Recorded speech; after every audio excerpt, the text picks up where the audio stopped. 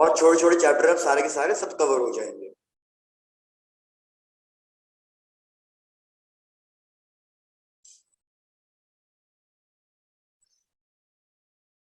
हैं ऐसा है क्या? Thank you Tanishka madam. चलो चलो बातें नहीं, पहले करते हैं। चलो भैया करें स्टार्ट। सब रिस्पॉन्ड देते रहना, थ्योरेटिकल टॉपिक है मोस्टली, तो भैया ज्यादा बोरिंग ना बनाए, प्रॉपर रिस्पॉन्ड करते रहे।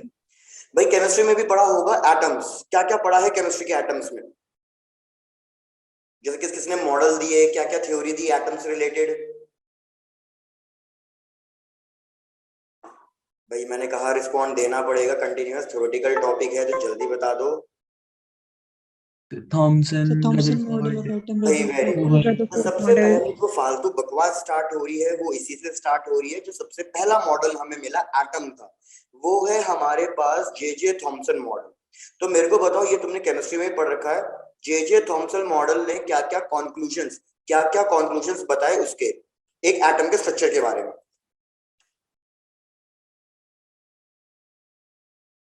भैया वेरी डल रिस्पॉन्स। चलो मैं ही करते जा रहा हूँ। भाई जे थॉमसन मॉडल ने एटम के स्ट्रक्चर को कंपेयर किया एक मॉडल से जिसका हमने नाम दे दिया प्लम पुडिंग मॉडल।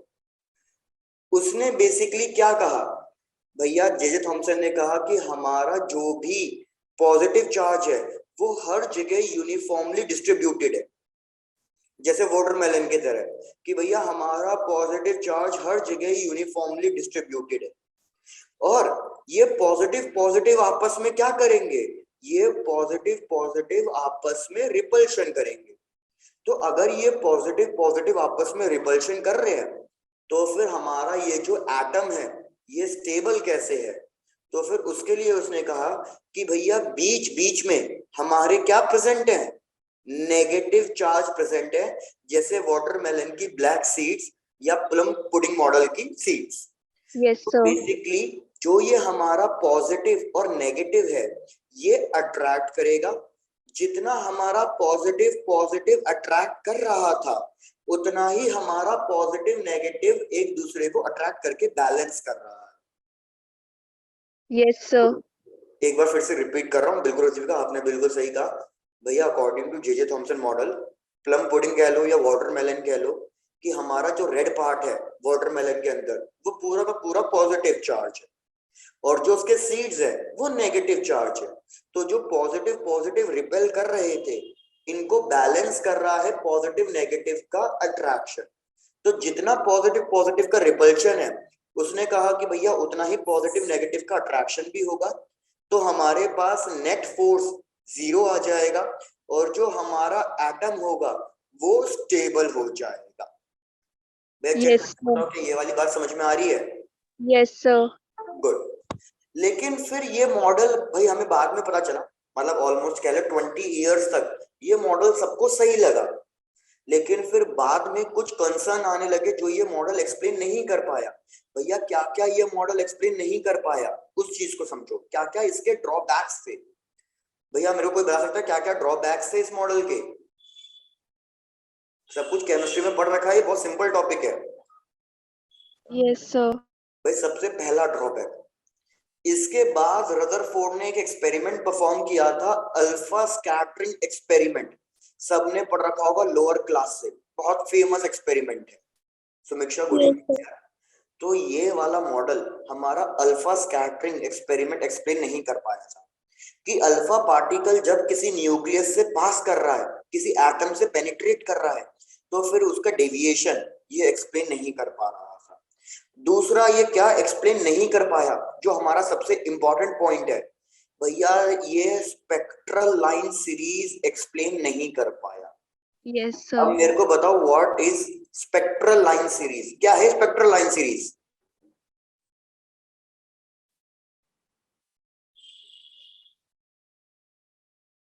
भाई क्या हो गया, सब शांत क्यों हैं? बताओ what are spectral line series?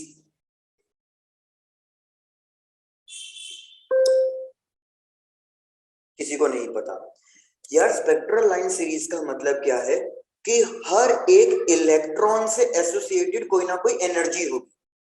Please थोड़ा सा ब्रीफ में समझो मैं क्या कह रहा हूं। जैसे हमारे पास प्लैनेट्स है, प्लैनेट सन के अराउंड रिवॉल्व कर रहे हैं, तो प्लैनेट्स के पास कौन कौन सी एनर्जी है? अगर वो सन के अराउंड रिवॉल्व कर रहे हैं तो ग्रेविटेशन में पढ़ा है 11th क्लास में।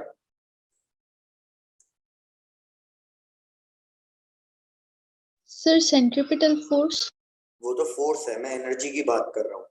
जैसे मैंने कहा सपोज सेंटर पे अज्यूम कर लो, सेंटर पे है सन, और मैं कह रहा हूँ कि हमें पता है कि हमारे जितने भी प्लैनेट्स हैं वो इस सन के अराउंड रिवॉल्व कर रहे हैं, तो इन प्लैनेट्स के पास कौन कौन सी एनर्जीज होंगी?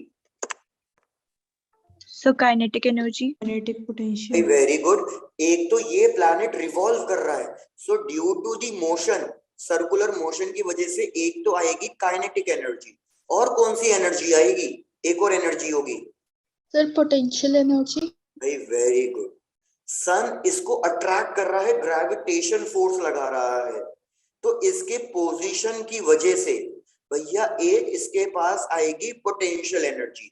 इन दोनों को ऐड कर देंगे तो हमारे पास मिलेगी एक टोटल एनर्जी। अब मेरे को एक बात सोच के बताओ, थोड़ा सा एनालाइज करना। सपोज मैं कह रहा हूं कि ये प्लैनेट है हमारे पास अर्थ, और इसके किसी आउटर प्लैनेट में एक और ऑर्बिट ले लिया मैंने कहा ये कोई एक और ऑर्बिट है, इस ऑर्बिट में कोई प्लैनेट है सपोज जुपिटर। तो आप मेरे को बताओ, क्या अर्थ के पास जो एनर्जी है और जो जुपिटर के पास एनर्जी है, क्या दोनों की एनर्जी सेम होगी या अलग अलग होगी? सर डिफरेंट डिफरेंट क्यों होगी? क्या थोड़ा सा ये भी आइडिया दे सकते हो? ये चीज तो आपने अच्छी बताई, ये चीज बिल्कुल सही है। टोटल एनर्जी जो अर्थ के पास होगी वो अलग होगी, total energy in comparison to Jupiter. लेकिन ये अलग अलग क्यों होगी? थोड़ा सा इसको एक्सप्लेन करो। Sir because sun to earth का डिस्टेंस जो है वो कम है एज कम्पेयर टू जुपिटर। भाई वेरी गुड। सबसे बड़ा इंपॉर्टेंट रीजन क्या है? दोनों की पोजीशन डिफरेंट है भैया, दोनों की पोजीशन डिफरेंट है। अर्थ किसी और ऑर्बिट में है, जुपिटर किसी और ऑर्बिट में है। दूसरी बात, अगर मैं कहूं कि दोनों की जो मोशन, दोनों की जो रेवोल्यूशन की स्पीड होगी, एंगुलर स्पीड, क्या वो सेम होगी या अलग अलग होगी? Sir different. भाई दोनों की एंगुलर स्पीड डिफरेंट है, तो दोनों की काइनेटिक एनर्जी भी तो डिफरेंट होगी ना। यस अरे सर। पायल बहुत बढ़िया क्वेश्चन पूछा। पायल, हम ये एटम्स चैप्टर कर रहे हैं, तो एटम्स चैप्टर में थोड़ा सा ग्रेविटेशन से रिलेट करके समझा रहा हूं, ठीक है? आप पूछ रहे हो कौन सा चैप्टर कर रहे हैं? एटम्स। चलो अब मेरे को बताओ, क्या प्लैनेट किसी भी ऑर्बिट में घूम सकते हैं या हर एक प्लैनेट का खुद का एक स्पेसिफिक ऑर्बिट होगा? Very good. तो इस चीज को समझना बहुत डिटेलिंग है ये, मैं फिर से बोल रहा हूँ, कंफ्यूजिंग शायद से लग सके लेकिन बहुत वो है। तो अगर अर्थ के पास जो एनर्जी है ना, सपोज उसको मैं एक स्ट्रेट लाइन से ड्रॉ करता हूँ, ये हो जाएगी एनर्जी E1। तो भैया जुपिटर की जो एनर्जी होगी वो किसी ना किसी अलग एनर्जी पे होगी, तो उसके लिए अलग से लाइन ड्रॉ करनी पड़ेगी E2। अब क्या हमारे पास जो सीरीज है एनर्जी की वो कंटिन्यूअस इस तरीके से बनेगी या अलग अलग लेवल्स बनेंगे? अगर मैं आपको बोलूं कि एनर्जी कंटिन्यूअस बन रही है, समझो, अगर मैं कह रहा हूं इस तरीके से एनर्जी कंटिन्यूअस बन रही है, तो इसका मतलब क्या है कि हमारा प्लैनेट किसी भी ऑर्बिट में घूम सकता है, इसलिए तो एनर्जी कंटिन्यूअस मिल रही है। लेकिन हमें पता है एनर्जी किसी भी ऑर्बिट में नहीं, अपने स्पेसिफिक ऑर्बिट में घूम सकता है। तो अर्थ के बाद कौन सा प्लैनेट आता है? मार्स। तो उन सब की जो ऑर्बिट्स की एनर्जी है उनके बीच में प्रॉपर गैप होगा, प्रॉपर गैप होगा। तो इस टाइप की एनर्जी को हम क्या कहेंगे कि भैया ये डिस्क्रीट एनर्जी लाइंस है। क्या सबको ये वाली बात समझ में आई है या रिपीट करूं? सर रिपीट कर दो। ठीक है, रिपीट करना है, मेरे को समझ में आ गया, आपको नहीं आ रहा है वाला, समझो फिर से। सपोज मैं कह रहा हूं, मैं इस तरीके की लाइन ड्रॉ कर रहा हूं, 1 2 3, इस तरीके का कंटिन्यूअस है, मतलब इनके बीच में कोई गैप नहीं है, कंटिन्यूअस है। तो ये वाला हमारा क्या कहलाएगा? Continuous energy spectrum. इसको स्पेक्ट्रम भी कहते हैं। क्या ये वाली बात समझ में आई है? Yes sir. लेकिन कॉन्टिन्यूअस स्पेक्ट्रम कब मिलेगा? कॉन्टिन्यूस स्पेक्ट्रम तो तब मिलेगा ना जब मेरा प्लैनेट इस फर्स्ट लाइन में भी हो, सेकंड लाइन में भी हो, थर्ड लाइन में भी हो, फोर्थ लाइन में भी हो, फिफ्थ लाइन, इन सब लाइंस में हो। तो इसका मतलब पता है क्या होगा, अगर ये मेरी अर्थ है तो इसके एडजेसेंट मार्स होगा, इसके एडजेसेंट जुपिटर होगा, और वो सारे एडजेसेंट हमारे सन के अराउंड रिवॉल्व कर रहे होंगे। तो पता है इसके इस एनर्जी का स्पेक्ट्रम का मतलब क्या है, सेंटर पे अगर सन है, ये ऑर्बिट अगर अर्थ का है, तो जस्ट इसके नेक्स्ट वाला ऑर्बिट ही किसका होगा, मार्स का होगा। क्या ये समझ में आया आपको? Yes sir. लेकिन क्या ऑर्बिट हमारे ऐसे हैं या किसी गैप पे हैं? ऑर्बिट्स तो किसी गैप पे हैं। तो अगर हमारे ऑर्बिट किसी गैप पे हैं तो हमें एनर्जी की लाइन कभी भी कॉन्टिन्यूअस नहीं मिलेगी। एनर्जी की लाइंस के बीच में हमेशा गैप होगा। एक लाइन रिप्रेजेंट करेगी अर्थ को, तो एक लाइन रिप्रेजेंट करेगी मार्स को, तो एक लाइन रिप्रेजेंट करेगी जुपिटर को। और ये वाला रीजन क्या बताएगा, ये वाला रीजन बताएगा कि इस रीजन में कोई और प्लैनेट नहीं हो सकता, ये कोई ऑर्बिट नहीं हो सकता। क्या समझ में आई ये वाली बात अब? Yes sir. तो इस टाइप के एनर्जी स्पेक्ट्रम को हम क्या कहेंगे, इस टाइप के एनर्जी स्पेक्ट्रम को हम कहेंगे डिस्क्रीट। डिस्क्रीट का मतलब स्पेसिफिक, एक एक चीज स्पेसिफिक है। Discrete energy spectrum. अब चेक करके बताओ क्या सबको ये बात समझ में आ गई है? Yes sir. तो यही चीज इधर हमारे पास एक ड्रॉबैक आ रही थी। उसके हिसाब से इलेक्ट्रॉन कहीं पे भी हो सकता है। जे थॉमसन के अकॉर्डिंग मेरा इलेक्ट्रॉन कहीं पे भी हो सकता है। अगर मेरा इलेक्ट्रॉन कहीं पे भी हो सकता है तो एक लाइन अगर यहाँ है तो उसके हिसाब से दूसरा इलेक्ट्रॉन इसी ऑर्बिट में हो सकता है। भैया लेकिन ये तो गलत है। हमने एक्चुअल में देखा एनर्जी स्पेक्ट्रम कंटिन्यूअस नहीं बन रहा, एनर्जी स्पेक्ट्रम डिस्क्रीट बन रहा है। तो ये डिस्क्रीट एनर्जी स्पेक्ट्रम को एक्सप्लेन नहीं कर पाया। इसके हिसाब से एनर्जी स्पेक्ट्रम कैसा बन रहा था, कॉन्टिन्यूअस। समझ में आ गया? Yes sir. कर डालो, अगर कुछ और भी डाउट है तो भैया पूछ लो। ये दोबारा बता दो। कौन सा पॉइंट? सर ये वाला जो अभी आपने। अच्छा देखो, मैंने क्या कहा, जे थॉमसन के अकॉर्डिंग अगर कोई एक इलेक्ट्रॉन यहाँ पे है तो दूसरा इलेक्ट्रॉन इसके साथ में हो सकता है, उसका कहना ये था। तो अगर दूसरा इलेक्ट्रॉन इसके साथ में है मतलब इनका कोई प्रॉपर ऑर्बिट नहीं है। जे थॉमसन ने ये कहा, आई रिपीट, सिंपल भाषा में कहूं तो जे थॉमसन ने कहा कि भैया इलेक्ट्रॉन का कोई स्पेसिफिक ऑर्बिट नहीं है, इलेक्ट्रॉन कहीं पे भी घूम सकता है जहां इसका मन करे। तो अगर इलेक्ट्रॉन को कोई स्पेसिफिक ऑर्बिट नहीं है तो जो एनर्जी लाइंस मिलेगी वो भी स्पेसिफिक डिस्क्रीट नहीं मिलेगी। तो जे थॉमसन ने कहा कि भैया एनर्जी लाइन कैसी मिल रही है, कॉन्टिन्यूअस। लेकिन जब प्रैक्टिकल किया गया तो हमने देखा एनर्जी लाइन हमारे पास कॉन्टिन्यूअस आ ही नहीं रही है। एनर्जी लाइन कैसी आ रही है, डिस्क्रीट आ रही है। अब क्लियर है या फिर से अभी भी और कुछ समझाना है इसमें? Thank you sir. No okay बढ़िया। तो चलो भैया, हाँ प्रतिभा ये तो मैंने पहला पॉइंट लिख ही दिया ना कि ये large angle scattering of alpha particle नहीं समझा पाया, वो तो मैंने पहला पॉइंट लिख ही दिया।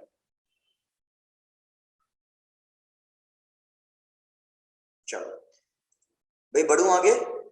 Yes sir. Yes sir. तो यार यहाँ पे तो मिल गए ड्रॉबैक्स। अब इसके बाद सेकंड थ्योरी हमारे पास, इसके बाद सेकंड थ्योरी आई भैया रदरफोर्ड की। रदरफोर्ड ने काफी चीजें बहुत अच्छे से और बहुत एग्जैक्ट बता दी। रदरफोर्ड्स एक्सपेरिमेंट भैया सबने पढ़ रखा, मतलब सबको रटा हुआ होता है रदरफोर्ड एक्सपेरिमेंट, तो क्योंकि इतना फेमस एक्सपेरिमेंट है।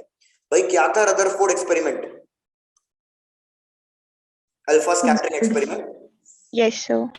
भाई इस तरीके का उसने कोई सेटअप लिया, थोड़ा समझना, इस तरीके का उसने कोई सेटअप लिया। उसने क्या करा, उसने यहाँ सेंटर में एक गोल्ड फॉइल लिया। गोल्ड फॉइल यहां लिख देता हूं, चेक करते रहना। गोल्ड फॉइल क्या हो गया भैया, ये गोल्ड और ये फॉइल। यहां पे उसने कोई एक रेडियो एक्टिव सब्सटेंस लिया। रेडियो एक्टिव सब्सटेंस क्यों लिया होगा इसने? रेडियो एक्टिव सब्सटेंस क्या इमिट आउट करते हैं? Alpha particles. Alpha particle emit out करते हैं। अल्फा पार्टिकल क्या होता है भाई?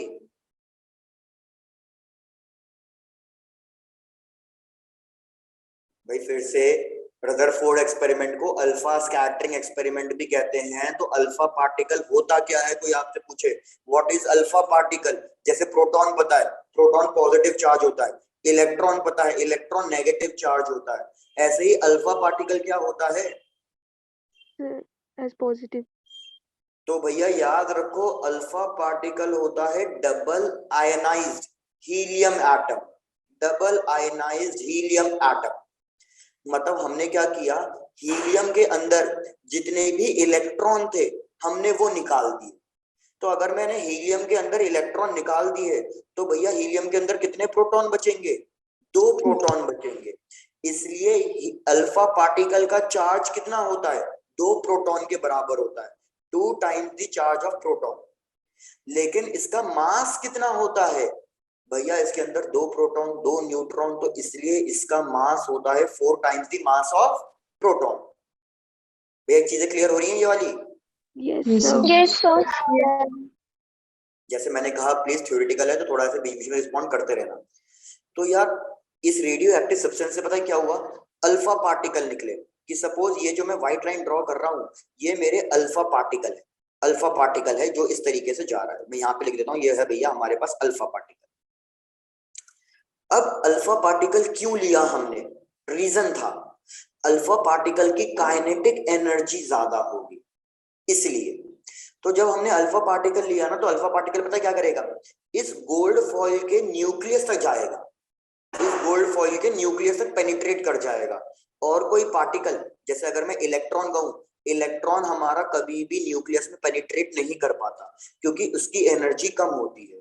अल्फा पार्टिकल की एनर्जी ज्यादा है इसलिए वो प्रॉपर न्यूक्लियस के अंदर पेनिट्रेट कर पाएगा, इसलिए अल्फा पार्टिकल ही लिया गया है इधर। अब रदरफोर्ड ने क्या देखा, उसने यहाँ पे एक स्क्रीन लगा दी, एक स्क्रीन फोटो सेंसिटिव स्क्रीन जो बनी थी जिंक सल्फाइड की, ये वाली स्क्रीन। तो मैं यहां लिख देता हूं ये वाली स्क्रीन क्या है? Photo sensitive screen. Photo sensitive screen क्यों ली उसने? फोटो सेंसिटिव स्क्रीन इसलिए ली कि अगर इस स्क्रीन के ऊपर कोई पार्टिकल हल्का सा भी टकराएगा तो ये पार्टिकल वहां पे मार्क छोड़ देगा, एक फ्लैश क्रिएट होगा। भैया आई रिपीट, जैसे ये मेरे पास स्क्रीन है और ये एक फोटो सेंसिटिव स्क्रीन है, तो फोटो सेंसिटिव स्क्रीन क्या करेगा, जैसे इस पे कोई पार्टिकल हल्का सा भी टकराएगा ना ये वहां पे एक मार्क छोड़ देगा और एक फ्लैश क्रिएट करेगा। समझ में आ गया आपको? Yes sir. डन। अब इससे क्या एडवांटेज हुआ भैया, जहां जहां डॉट मिलेंगे मेरे को पता चल जाएगा कि वहां पे कोई ना कोई पार्टिकल मतलब टकराया है। तो यही हुआ भैया, उसने देखा कि अल्फा पार्टिकल क्या कर रहे हैं, जो मेरे मोस्टली अल्फा पार्टिकल हैं। जैसे मैं यहाँ पे बहुत सारे अल्फा पार्टिकल ड्रॉ कर रहा हूँ, चेक करते रहना कितनी डिस्टर्बेंस है। यहाँ पे हमने बहुत सारे अल्फा पार्टिकल्स लिए, तो उसने क्या देखा रदरफोर्ड ने कि majority of the particles straight चले गए, स्ट्रेट, कहीं पे डिफ्लेक्शन हुआ ही नहीं, बिल्कुल सीधा आर पार चले गए। तो मेरे को बताओ इससे क्या प्रूव होगा कि मोस्ट ऑफ द पार्टिकल बिल्कुल आर पार चले गए? तो एक मिनट रुकना please.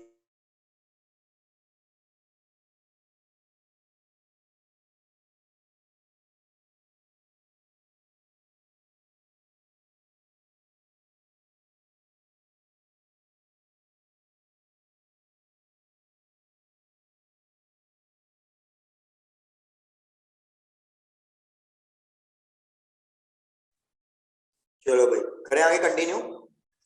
Yes sir. Sorry for the disturbance, यहाँ पे सेंटर थोड़ा ऐसे ही है। चलो तो मैं यहाँ पे कंक्लूजन लिख रहा हूँ, आप प्लीज चेक करते रहना। भैया पहला कंक्लूजन क्या है?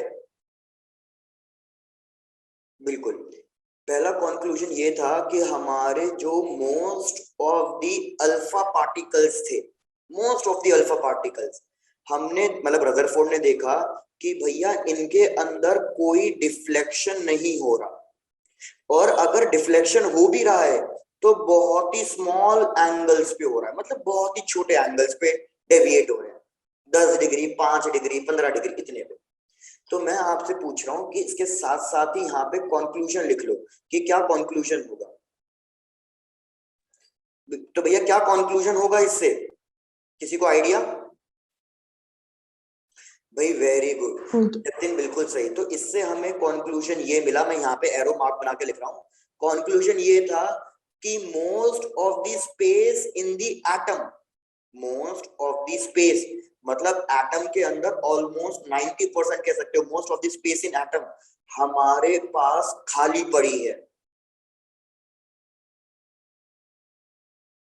क्या चीजें क्लियर हैं? Yes sir. चलो done. Most of the space in the atom is free. भाई सुनते जाओ, फिर एक एक करके आप पूरा वो एक साथ छाप लेना। फिर हमने क्या देखा कि यार कुछ मतलब कुछ बहुत ही कम, कितने कम, यहाँ पे लिख रहा हूं भैया, ऑलमोस्ट 1 in 8,000 मतलब 8,000 के अंदर केवल एक दो पार्टिकल ऐसे थे जो भैया ग्रेटर एंगल्स पे डेविएट हो रहे थे, बड़े एंगल्स पे। और बड़े एंगल्स भी बहुत ज्यादा बड़े नहीं, जैसे 90 डिग्री तो नहीं, 90 डिग्री से भी कम, इस पे डेविएट हो रहे हैं। तो अब मेरे को बताओ ये कैसे पॉसिबल हुआ, इसका रीजन क्या होगा? तो यहां पे लिख रहा हूं 1 in 8,000 of the particles deviate at large angles. इसका मतलब क्या है?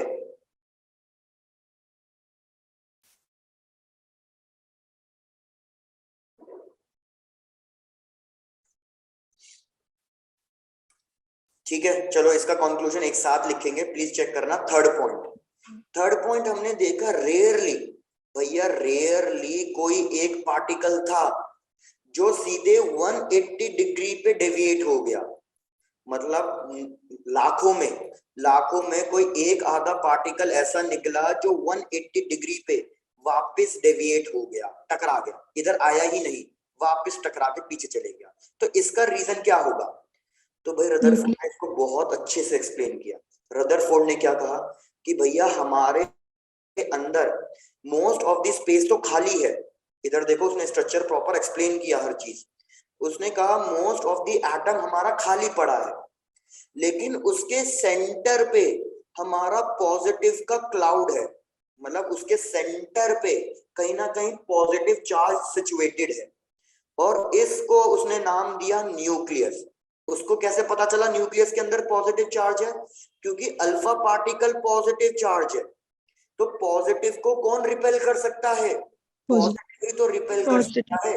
और जैसे ये पॉजिटिव चार्ज है अल्फा पार्टिकल, और यहाँ पे न्यूक्लियस है, तो भैया यही तो हुआ होगा कि अल्फा पार्टिकल आगे तक गया होगा, इसको बहुत स्ट्रॉन्ग रिपल्शन फोर्स मिला होगा, इसलिए ये वापस घूम गया। तो इसके वापस घूमने का रीजन यही है कि न्यूक्लियस के अंदर सिर्फ और सिर्फ पॉजिटिव चार्ज सिचुएटेड है, और पूरे एटम का पॉजिटिव चार्ज एक छोटे से रीजन में प्रेजेंट है। क्या सबको ये चीज समझ में आई? Yes sir. अब एक आधा पार्टिकल ही 180 पे डेविएट हुआ है, एक आधा। तो इससे उसको क्या पता चला कि भैया जो न्यूक्लियस का साइज है ना, उसने कहा कि ये न्यूक्लियस का साइज भैया बहुत छोटा रहा होगा, बहुत ही छोटा। इसलिए मेरे सारे पार्टिकल्स किसी एंगल पे चले गए, और एक आधा पार्टिकल जो न्यूक्लियस से टकराने की कोशिश कर रहा होगा, सिर्फ वो डेविएट होके वापस गया होगा। तो इससे उसने थर्ड पॉइंट से क्या कंक्लूड किया कि न्यूक्लियस का साइज बहुत बहुत छोटा है। और उसने दो तरीके से, अभी हम भी प्रूफ करेंगे, और उसने ये प्रूफ किया मैथमेटिकली कि न्यूक्लियर का साइज किसके टर्म्स में होता है? फर्मी मीटर के टर्म्स में होता है। भैया what is the value of Fermi? 10⁻⁻15। भाई वेरी गुड, फर्मी की वैल्यू 10⁻⁻15। तो उसने कहा भैया देखो कितना छोटा न्यूक्लियस है, 10⁻⁻15 जितना छोटा न्यूक्लियस है। क्या भैया पहला पॉइंट और तीसरा पॉइंट बिल्कुल क्लियर है? Yes sir. Yes sir. अब हमारे बहुत कम पार्टिकल्स डेविएट हुए हैं लार्ज एंगल्स पे, तो उसका रीजन क्या है? इससे उसने ये प्रूव किया कि पहली बात भैया जो हमारा न्यूक्लियस है वो सेंटर पे है, सेंटर पे है। और दूसरा रीजन उसने क्या कहा कि भैया ये न्यूक्लियस अकेला नहीं है, इस न्यूक्लियस के सराउंडेड, इस न्यूक्लियस के चारों तरफ कौन घूम रहा है? इलेक्ट्रॉन घूम रहा है, लेकिन ये न्यूक्लियस ऑर्बिट में है और उनके बीच में कुछ ना कुछ शायद से गैप रहा होगा, ये उसको एक्सप्लेन नहीं कर पाया हालांकि, लेकिन बस इतना इसने बोला कि भैया हमारा न्यूक्लियस सेंटर में है और ये जो न्यूक्लियस है that is surrounded by electrons. Check कर लो आपको ये रदरफोर्ड की पूरी स्टेटमेंट, पूरा एक्सपेरिमेंट समझ में आया या कुछ रिपीट करना है? No sir. चलो डन, तो ये नोट डाउन कर लो और कुछ डाउट है तो पूछते रहोगे बीच में।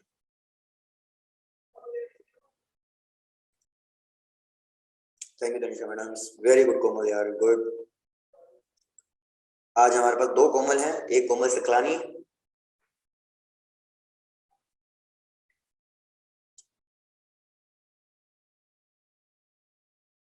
Done Divya, very good, hero बढ़िया, हीरो तुम तो क्वेश्चन सेंड करने वाले थे जो आज तक नहीं आए, सृजल बढ़िया, अच्छा मैंने तो आज ही नोटिस किया कोमल 2 है, डन। चलो फिर आगे बढ़ते हैं, सबने कहा डन, अरे वेरी गुड आयुषी, चलो आगे बढ़ो, इसको मैं इरेज कर रहा हूं क्योंकि ये हमारे कोई काम का नहीं। अब रदरफोर्ड ने भैया एक बहुत इंपॉर्टेंट कंक्लूजन दिया, एक बहुत इंपॉर्टेंट ग्राफ दिया, समझो। उसने क्या कहा था पहली स्टेटमेंट में?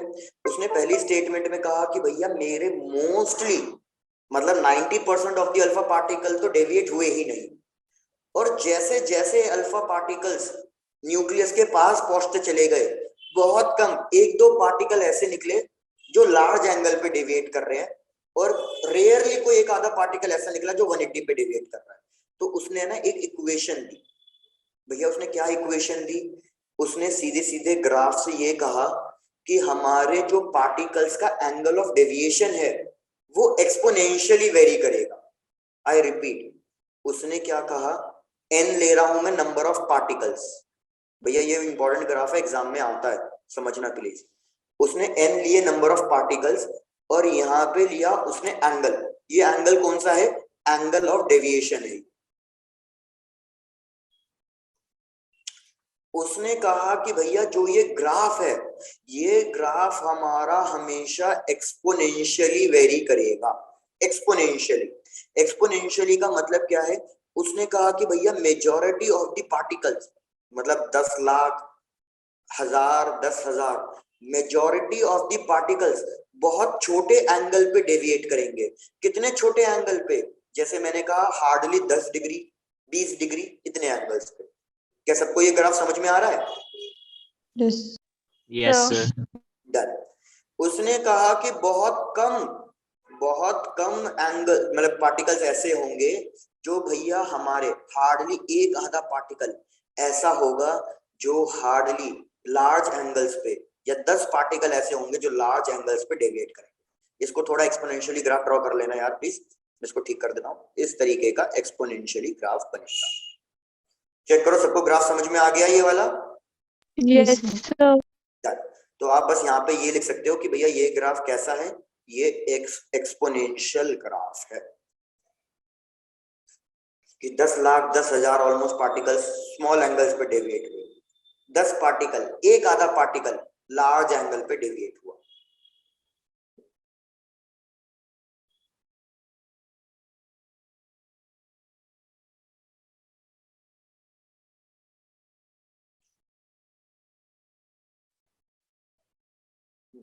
गुड। अब जैसे मैंने कहा कि उसने थ्योरेटिकली ये तो बोल दिया कि यार एक आधा पार्टिकल 180 डिग्री से डेविएट हो रहा है, तो जो न्यूक्लियर का साइज है वो बहुत छोटा है, फर्मी मीटर में है, लेकिन ये तो उसने थ्योरेटिकल कहा। लेकिन उसने सिर्फ थ्योरेटिकल नहीं, उसने फिर बाद में न्यूक्लियर का साइज प्रूफ करके दिखाया मैथमेटिकली। तो न्यूक्लियर का साइज फाइंड करने के उसने 2 तरीके बताए, भैया ध्यान देते रहना। न्यूक्लियर का साइज फाइंड करने के उसने 2 तरीके बताए। कौन से 2 तरीके बताए?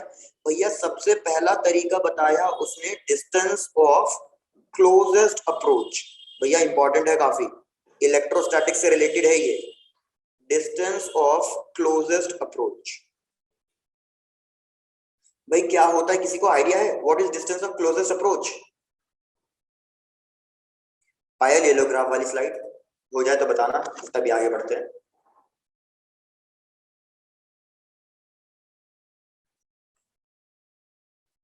Done sir. डन। चलो भैया समझो डिस्टेंस ऑफ क्लोजेस्ट अप्रोच क्या है। जैसे कि मैंने आपको कहा था कि ये मेरा न्यूक्लियस है, इसको न्यूक्लियस मानना आपकी बात। भैया ये हमारा न्यूक्लियस, इसके अंदर पूरा का पूरा ये पॉजिटिव चार्ज। इसका चार्ज कितना होगा न्यूक्लियस का? इसका चार्ज मैंने लिखा Ze।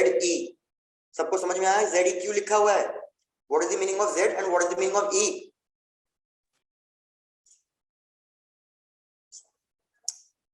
भैया कैसी बात है, बिल्कुल शांत हो जाते हो, डाउट दे देते हो यार। अगर मैं एक एटम की बात करूं तो आपको पता है अगर एटम में एज अ न्यूट्रल ले रहा हूं तो उसके अंदर जितने नंबर ऑफ इलेक्ट्रॉन्स होंगे उतने ही नंबर ऑफ क्या होंगे?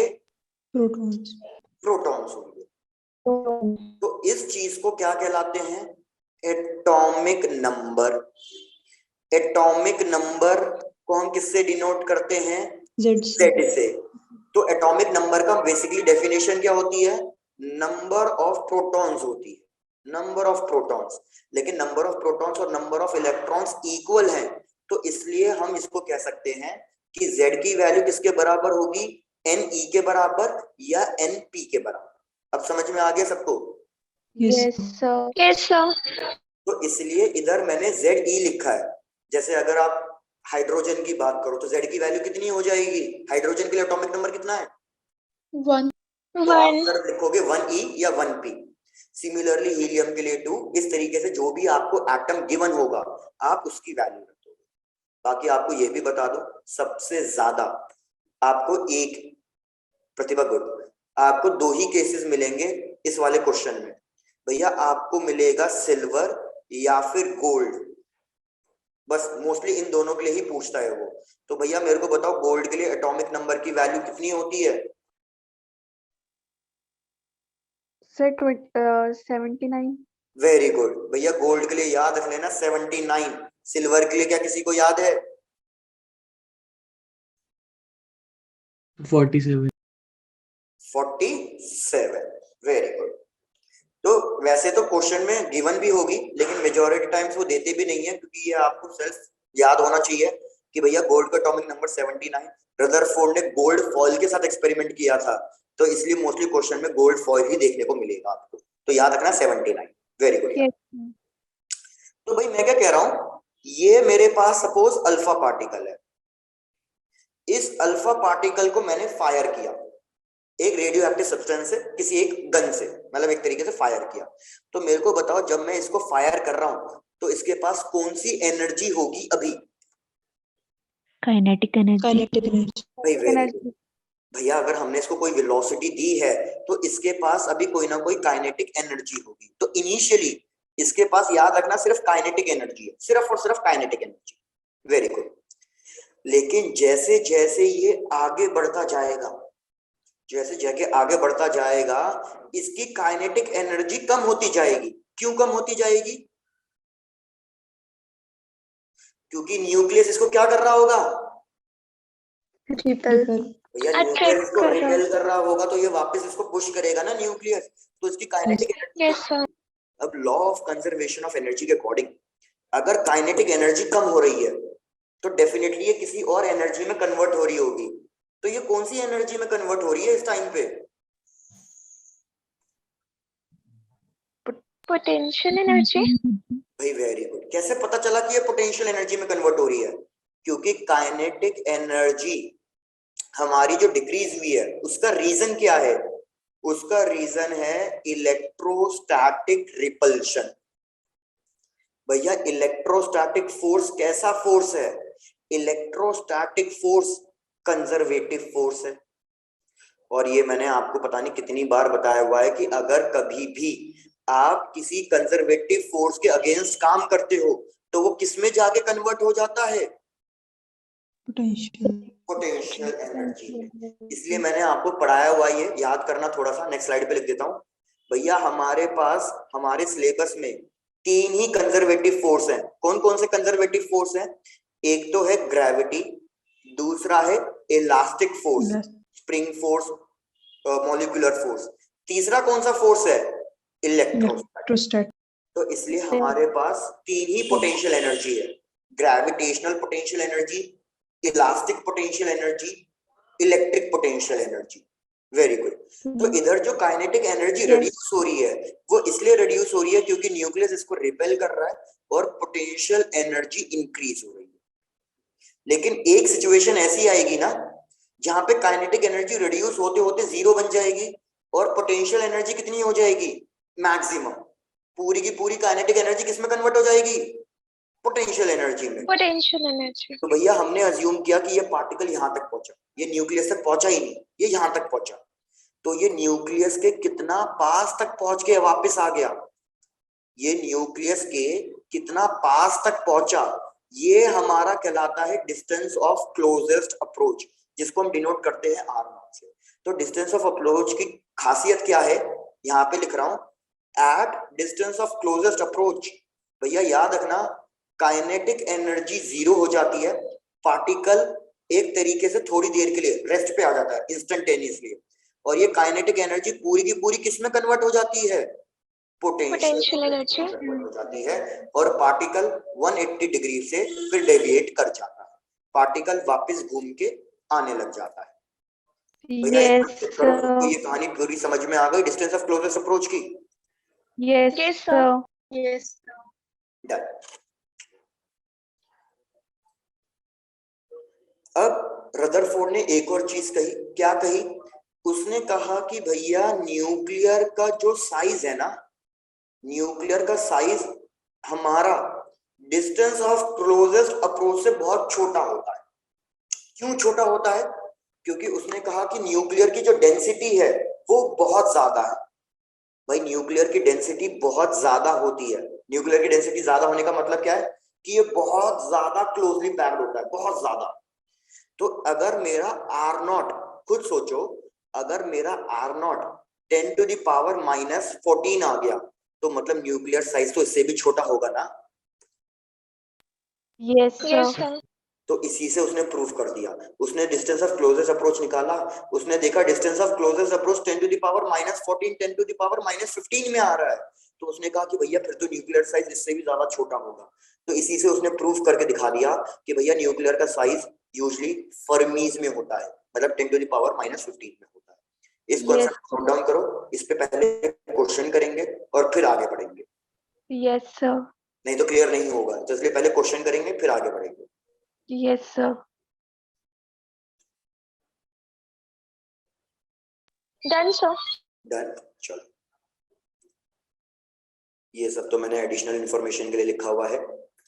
आ जाओ भैया क्वेश्चन पे। भैया क्वेश्चन बहुत सिंपल है, बहुत इंपॉर्टेंट क्वेश्चन है। वैल्यूज फिक्स्ड है, ये वैल्यूज फिक्स्ड क्यों है? रदरफोर्ड ने इसी वैल्यू के साथ एक्सपेरिमेंट परफॉर्म किया था, इसलिए यूजुअली यही क्वेश्चन आता है। देखो भैया क्वेश्चन क्या है, हमारे पास अल्फा पार्टिकल है जो रदरफोर्ड ने लिया, और इसने इसको काइनेटिक एनर्जी, जो इनिशियली काइनेटिक एनर्जी से फायर किया था, वो इसने दी 7.7 mega electronic volt. Mega electronic volt, भाई सबको पता है मेगा की वैल्यू कितनी होती है?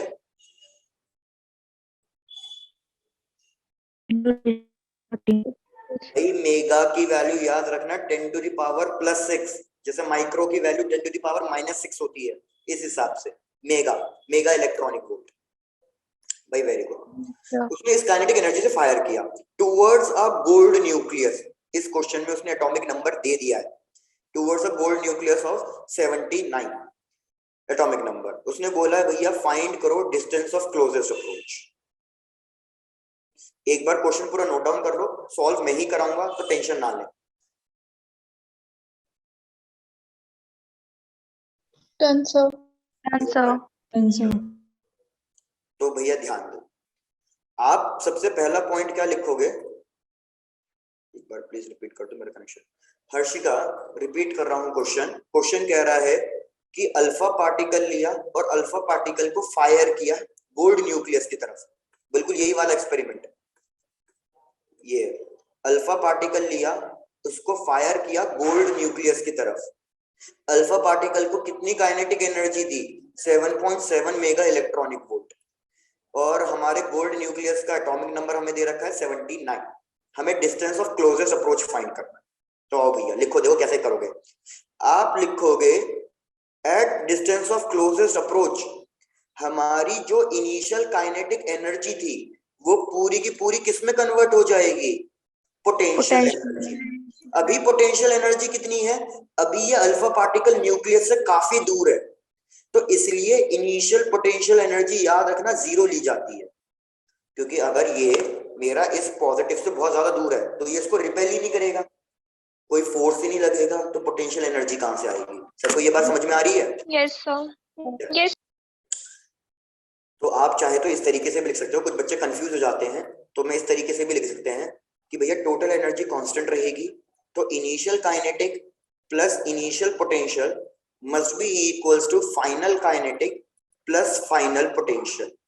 इनिशियल पोटेंशियल जीरो है तो फाइनल काइनेटिक जीरो है, इसलिए मैंने डायरेक्टली लिख दिया था initial kinetic energy is equals to final potential energy. Yes, sir. आओ भैया,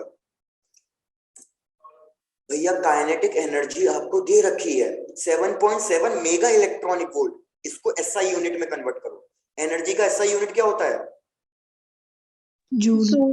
जूल। इलेक्ट्रॉनिक वोल्ट कितना जूल्स होता है? ये भी साइड में लिख रहा हूं भैया, चेक कर लेना, वैसे तो पता होना चाहिए आपको। इलेक्ट्रॉनिक वोल्ट इसका मतलब इलेक्ट्रॉनिक चार्ज, तो 1.6 into 10 to the power minus 19 ये इलेक्ट्रॉनिक चार्ज हो गया, और ये हमारा जूल्स में कन्वर्ट हो जाएगा। समझ में आई ये वाली बात? Yes, sir. तो काइनेटिक एनर्जी लिखूंगा 7.7 into 1.6 into 10 to the power minus 19, ये तो कन्वर्ट हो गया हमारा जूल्स में। अब बात आई पोटेंशियल एनर्जी की, तो भैया देखते हैं किस किस को याद है। What is the formula for electrostatic potential energy?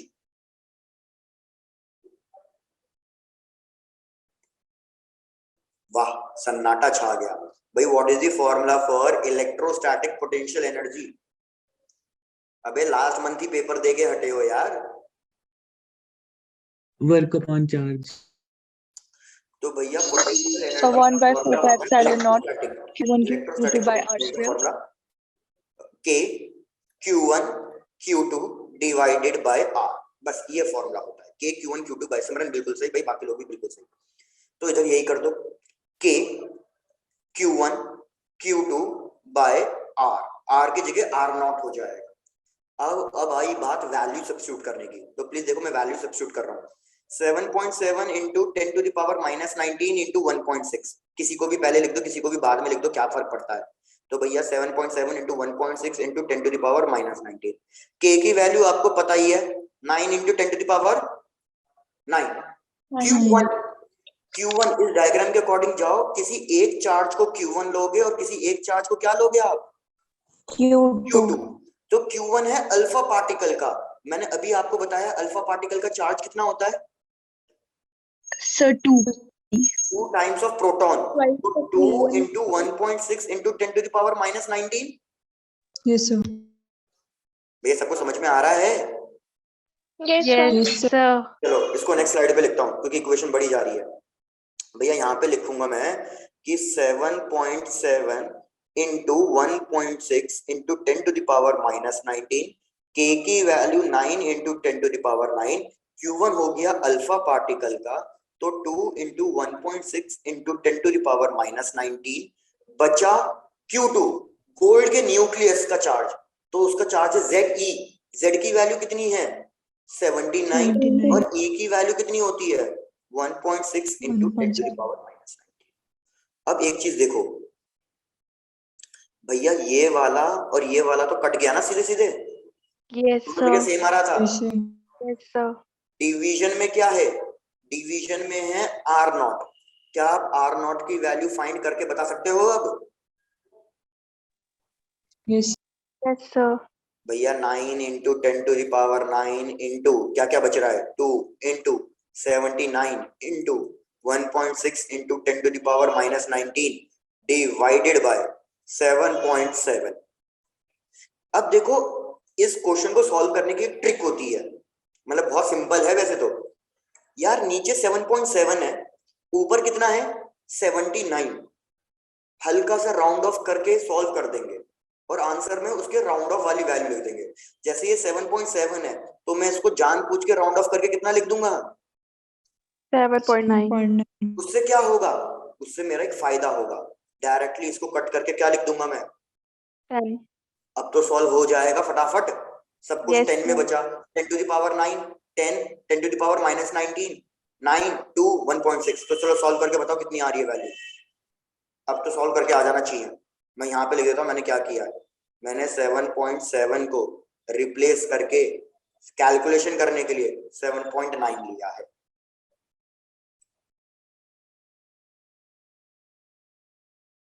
Sir 2.88 into 10 raised to power negative 14. 2.88 बिल्कुल सही। भैया आंसर चेक करो, 2.88 into 10 to the power minus 14 आ रहा होगा। 2.88 तब आया जब मैंने 7.7 को 7.9 लिया। अगर आप Yes, इसको sir. एग्जैक्टली 7.7 लेते तो आंसर आ रहा था आपका 30 या 3.0 into 10 to the power minus 14। तो देखो डिस्टेंस ऑफ क्लोजेस्ट अप्रोच, जैसा भी मैंने कहा, अगर ये 10 to the power minus 14 में आ रहा है तो मतलब न्यूक्लियर का साइज तो इससे छोटा ही है, तो मतलब डेफिनेटली वो 10 to the power minus 15 के टर्म्स में होगा। भैया क्लियर है बिल्कुल question? Yes, sir. Yes, sir. चलो बढ़िया। तो बुक्स में है ना, इसका एक जनरल फॉर्मूला दे रखा है, आप उस जनरल फॉर्मूले को याद रख पाओ तो अच्छी बात है। बाकी मेरा पर्सनल सजेशन यही होता है, उस फॉर्मूले को याद मत रखना, आप सिर्फ इसको याद रखना, क्योंकि फॉर्मूले को याद रखने बैठोगे कितने फॉर्मूले याद करोगे, कहीं ना कहीं गलती करोगे ही करोगे। बाकी अब मैं फॉर्मूला भी लिखवा देता हूँ, आपका जो मन करे आप वो याद रखना। बाकी मेरा सजेशन है बस ये चीज याद रखना। चलो भैया नोट डाउन करो।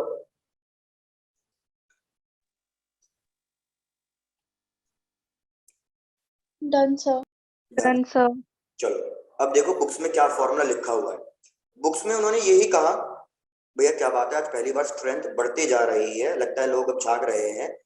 Yes, are sir. नॉट, उसने कहा कि भैया आर नॉट पे हम यही लिखते आ रहे हैं ना बार बार, kinetic energy is equals to basically gets fully converted into potential energy.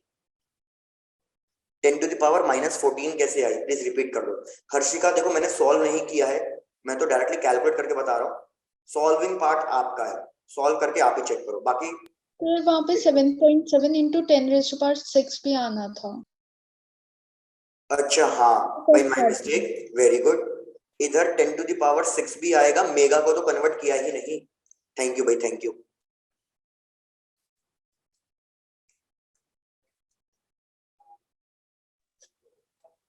ठीक है, ये मेरे से सिली मिस्टेक हुई थी भैया, कर लेना इसको ठीक। चलो तो आर नॉट पे था काइनेटिक एनर्जी पूरी की पूरी कन्वर्ट हो रही है पोटेंशियल एनर्जी में, तो काइनेटिक एनर्जी का formula half mv square, potential energy का formula k, charge of first मतलब अल्फा पार्टिकल या जो भी दे रखा है तो उसको 2e लिख सकते हैं, 2p या 2e एक ही बात है, और इसको लिखेंगे ze divided by r naught. तो बस इसी से आर नॉट का फॉर्मूला मिल जाएगा अब आपको। तो आर नॉट का फॉर्मूला क्या आ रहा है भैया, सॉल्व करोगे तो आर नॉट का फॉर्मूला आ जाएगा k मल्टीप्लाई होगा 4e स्क्वायर, e स्क्वायर क्यों, क्योंकि एक ही है, तो 4ze square divided by mv square. Check करो सबको ये फॉर्मूला समझ में आया, कैसे आया? Yes, sir. Yes, sir. तो बुक्स में ये वाला फॉर्मूला दे रखा है, अब बताओ इसको याद कर पाओगे, कितना याद करोगे इसको? No, sir. तो इसलिए मेरा पर्सनल सजेशन वही कि बस उस मेन चीज को, कॉन्सेप्ट को याद रखो।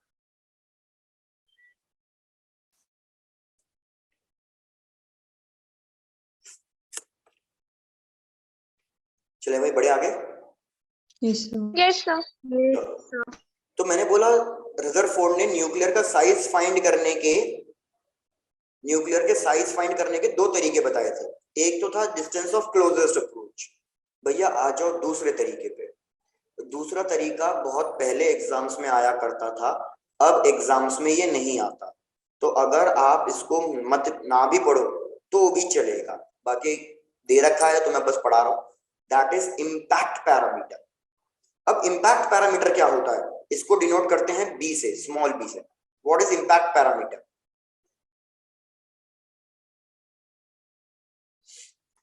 अरे तुम्हें सही बात है। तो भैया इम्पैक्ट पैरामीटर समझो। इम्पैक्ट पैरामीटर कह रहा है कि ये न्यूक्लियस है, इस न्यूक्लियस की ये एक्सियल लाइन ड्रॉ, ये न्यूक्लियस की एक्सियल लाइन ड्रॉ कर दी, मतलब जो लाइन सेंटर से पास हो रही होगी, ये हमारा पूरा का पूरा न्यूक्लियस।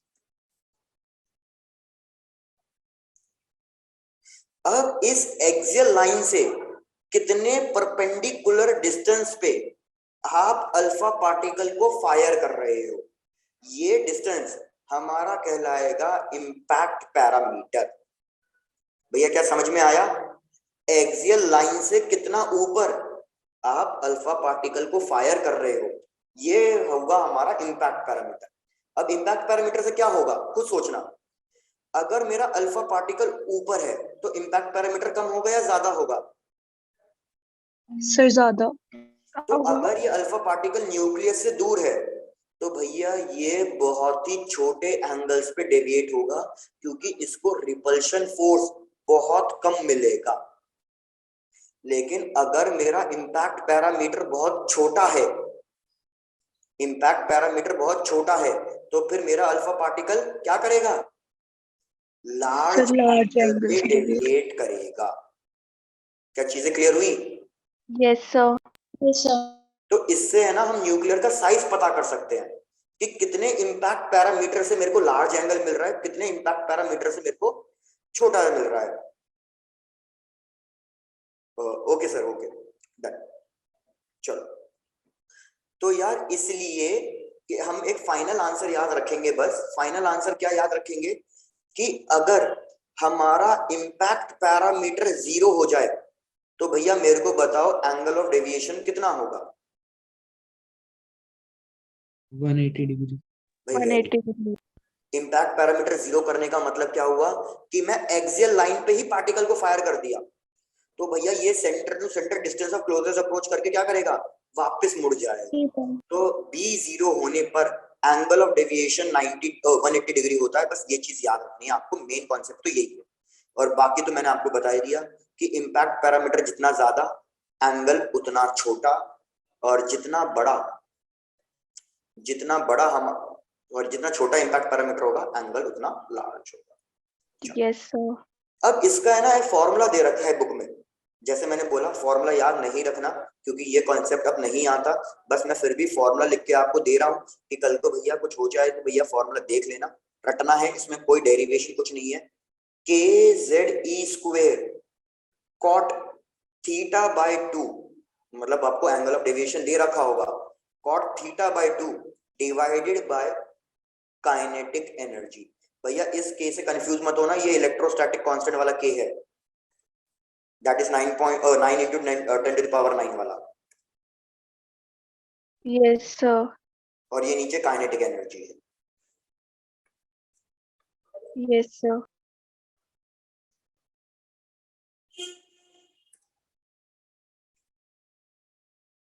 भैया सबको क्लियर हो गया ये वाला कॉन्सेप्ट भी, रदरफोर्ड एक्सपेरिमेंट के सारे कंक्लूजंस वगैरह सब कुछ?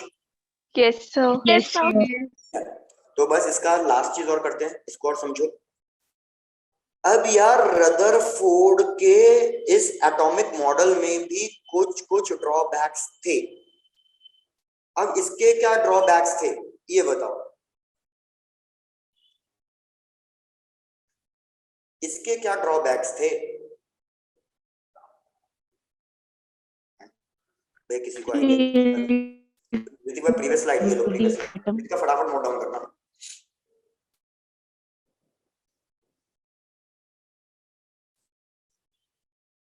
Done sir. अच्छा भैया सबसे पहला ड्रॉबैक तो जो सबके मॉडल्स में निकल के आया, क्या? रदरफोर्ड ने यही कहा कि भैया हमारा जो इलेक्ट्रॉन है वो किसी भी ऑर्बिट में घूम सकता है, ऑल परमिसिबल ऑर्बिट्स। अगर मेरा इलेक्ट्रॉन किसी भी ऑर्बिट में घूम सकता है तो फिर भैया फिर से इसका जो स्पेक्ट्रम आएगा वो कैसा आएगा? Very good. अगर हमारा इलेक्ट्रॉन किसी भी ऑर्बिट में घूम सकता है तो वो कंटिन्यूअस स्पेक्ट्रल लाइन देगा, लेकिन हमने देखा एक्सपेरिमेंट के थ्रू स्पेक्ट्रल लाइन तो डिस्क्रीट आ रही है, तो मतलब एक तो ये वो इसको नहीं प्रूव कर पाया, एक गलत था। दूसरी चीज वो क्या प्रूव नहीं कर पाया भैया वो नहीं प्रूव कर पाया stability of an atom, stability of an atom या स्टेबिलिटी ऑफ एन इलेक्ट्रॉन भी कह सकते हो। अब इसको समझो, इसका भी ये एक इंपॉर्टेंट क्या है, ऑर्बिटल रिवोल्यूशंस। बिल्कुल यार, अगर आपको याद हो मैंने आपको स्टार्टिंग से इलेक्ट्रोस्टैटिक में एक चीज समझाते आ रहा हूं, अगर हमारा चार्ज रेस्ट पे है तो वो क्या करेगा भाई जल्दी, अगर चार्ज रेस्ट पे है तो क्या करेगा वो, इलेक्ट्रिक फील्ड बनाएगा। अगर हमारा चार्ज यूनिफॉर्म मोशन से है तो फिर क्या करेगा, मैग्नेटिक फील्ड बनाएगा। लेकिन अगर चार्ज एक्सेलरेटेड मोशन में है फिर क्या करेगा सर, रेडिएशन शो करेगा। भाई बिल्कुल, वो इलेक्ट्रोमैग्नेटिक वेव्स रेडिएशन बनाएगा। और अगर कोई चीज रेडिएट कर रहा है तो वो अपनी एनर्जी लूज करेगा। अगर कोई भी चीज अपनी एनर्जी रेडिएट कर रही है, जैसे hot object heat energy radiate करता है, इसलिए उसका टेम्परेचर धीरे धीरे टाइम से डिक्रीज होता रहता है। तो इधर भी यही है भैया, अगर मेरा इलेक्ट्रॉन सर्कुलर ऑर्बिट में घूम रहा है, सर्कुलर मोशन यूनिफॉर्म मोशन होता है या एक्सेलरेटेड मोशन होता है, यूनिफॉर्म मोशन। गलत। याद रखना, सर्कुलर मोशन हमेशा एक्सेलरेटेड मोशन होता है। ये चलो आपको नेक्स्ट क्लास में एक्सप्लेन कर दूंगा, क्योंकि अभी एक ओरिएंटेशन लेक्चर होना है आपका टेस्टिंग से रिलेटेड। तो अभी तो आप बस फटाफट इतना सुन लो, हमारा जो सर्कुलर मोशन होता है वो एक्सेलरेटेड मोशन होता है। तो अगर इलेक्ट्रॉन ऑर्बिट में घूम रहा है तो मतलब वो एक्सेलरेटेड मोशन है। तो उस इलेक्ट्रॉन को क्या करना चाहिए, रेडिएशन करना चाहिए। तो अगर वो इलेक्ट्रॉन रेडिएशन कर रहा है तो फिर उसकी एनर्जी पे क्या फर्क पड़ेगा, अगर इलेक्ट्रॉन एनर्जी रेडिएट कर रहा है तो उसके एनर्जी पे क्या फर्क पड़ेगा, सर उसकी एनर्जी कम हो जाएगी। तो भैया देखो, रदरफोर्ड के अकॉर्डिंग क्या होना चाहिए था, रदरफोर्ड के अकॉर्डिंग अगर ये कोई ऑर्बिट है, ये कोई इलेक्ट्रॉन है जो ऑर्बिट में घूम रहा है, तो इसकी एनर्जी कंटिन्यूअसली कम होनी चाहिए और इसका ऑर्बिट डिक्रीज होता होता, क्योंकि ये एनर्जी लूज कर रहेगा, तो इसका ऑर्बिट डिक्रीज होते होते न्यूक्लियस के अंदर कोलैप्स कर जाना चाहिए, कोलैप्स कर जाना चाहिए। Yes sir. और ये जो प्रूव किया कि accelerated charge particle waves emit out करेगा, ये कहलाती है हमारी मैक्सवेल थ्योरी। तो रदरफोर्ड ने क्या कहा कि मैक्सवेल थ्योरी के अकॉर्डिंग, मैक्सवेल थ्योरी के according charge particle accelerated motion में है, और अगर इलेक्ट्रॉन एक्सेलरेटेड मोशन में है तो वो कंटिन्यूअसली अपनी एनर्जी लूज करेगा और उसका जो ऑर्बिट का साइज है वो कंटिन्यूअसली डिक्रीज करके न्यूक्लियस में कोलैप्स कर जाना चाहिए था। लेकिन ऐसा तो नहीं हो रहा, बिल्कुल स्पाइरल बन जाना चाहिए था, लेकिन ऐसा तो नहीं हो रहा है। हमारा इलेक्ट्रॉन तो एक प्रॉपर ऑर्बिट में घूम रहा है, तो वो इस चीज को, स्टेबिलिटी ऑफ एन एटम को एक्सप्लेन नहीं कर पाया था। Yes sir. क्लियर है? Yes sir. Yes sir. Very good भाई। तो बस ये ड्रॉबैक्स है रदरफोर्ड के, यहाँ तक अच्छे से रिवाइज कर लेना। नेक्स्ट क्लास में हम करेंगे बोर्स मॉडल स्टार्ट, और वही वो हमारा चैप्टर का एक तरीके से मेन पार्ट भी है, न्यूमेरिकल पार्ट, बोर्स मॉडल। चलो डन भाई, क्लास अभी लीव मत करना, अभी आलम सर एक टेस्टिंग ओरिएंटेशन लेक्चर आपको देना चाहते हैं, तो बस वो अटेंड कर लें। डन है? Yes sir. Done sir. Thank you so much यार।